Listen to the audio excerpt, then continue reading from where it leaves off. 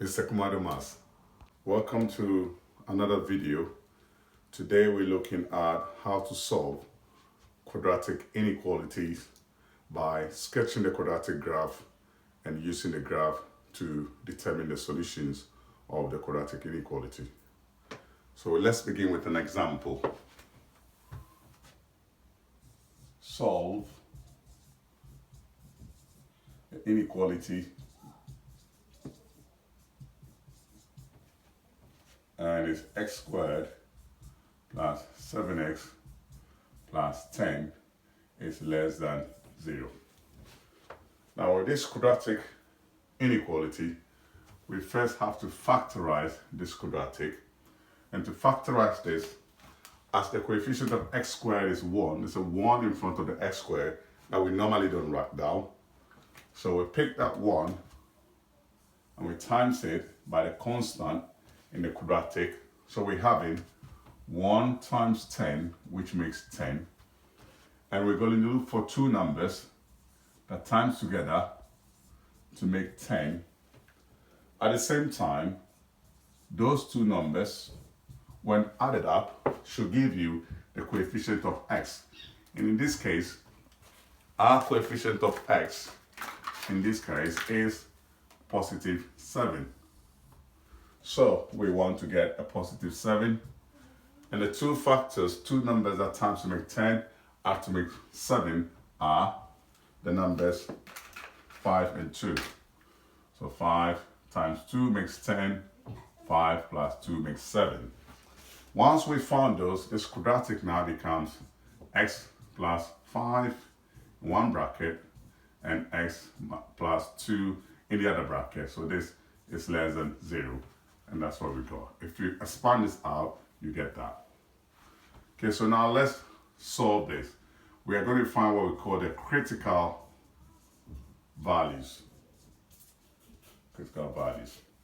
To work out the critical values for this, pick this bracket, x plus 5, set it equal to 0, and solve for x. In this case, x will be equal to minus 5. So we found one critical value. The second critical value comes from here, x plus 2 equal to 0. Find x, and x equals minus 2. We find the critical values. Now we need these critical values to help us sketch the curve, and then we solve the solution. So I'm going to go over here. I'm now going to sketch the quadratic graph, and it looks like so. So this is my x-axis and my y-axis. The sketch of the graph, minus 5, minus 2. So say here's minus 5, here's minus 2. Our graph, because the coefficient of x squared is a positive number, the graph is going to be a minimum parabola. It's going to look like this. Minimum parabola. What I term as holding water. You can put water in here and it won't spill. Okay, so I also look at the graph and I say when s is 0, that's going to be 0, that's going to be 0, and that's going to be 10. So we'll cross the y-axis at 10. So the y-intercept, say here, is 10. So I'm going to sketch the graph like so.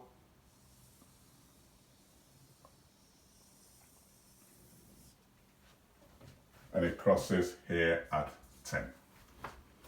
Now, to find the solution, since the quadratic inequality itself is less than 0, it means we are interested in the bit of the graph that is below the x-axis.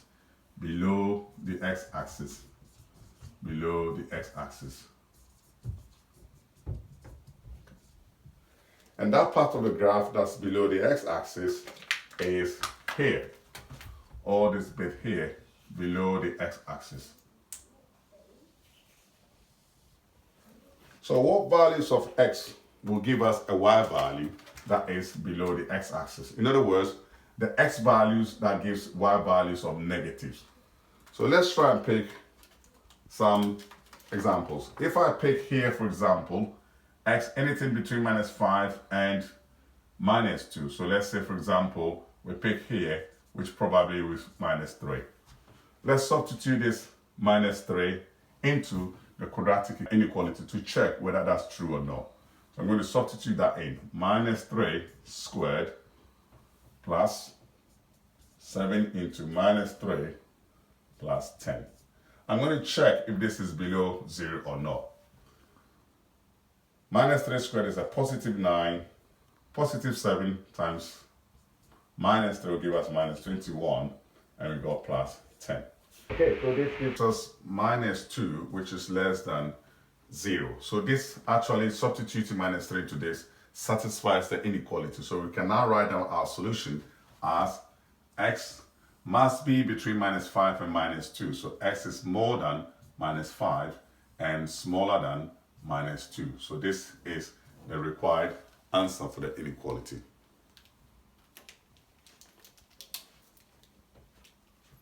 Okay, in this second example is just the same quadratic inequality, except that now we made it bigger than 0.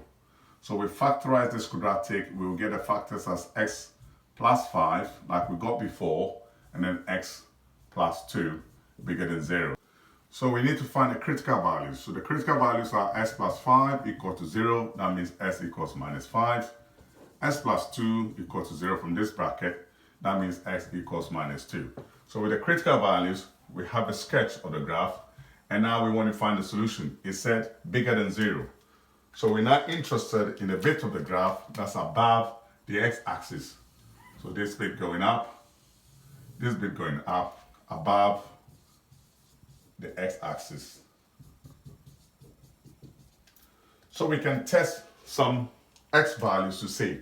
If I pick, say, a value from here, x equal to 0 on here, and I substitute this into the quadratic, I want to check what happens. So x squared plus 7x plus 10. Substitute x equals to 0. 0 squared, 7 times 0 plus 10. I want to see if this is bigger than 0.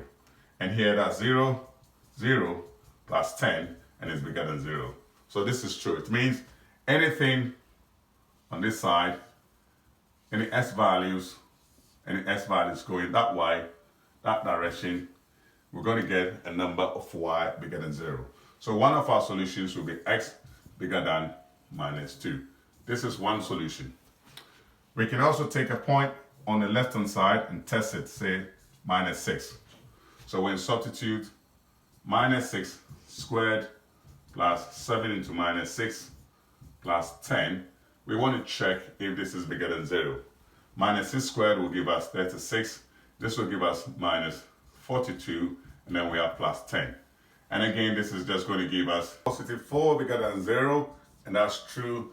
Therefore, if we substitute any number on the x-axis going to the left, minus 6 and so on and so forth, we are getting the inequality to be bigger than 0. Therefore, x less than minus 5 is also a solution to the inequality. So our answer will be x is more than minus 2, or x is less than minus 5. So this will be our answer.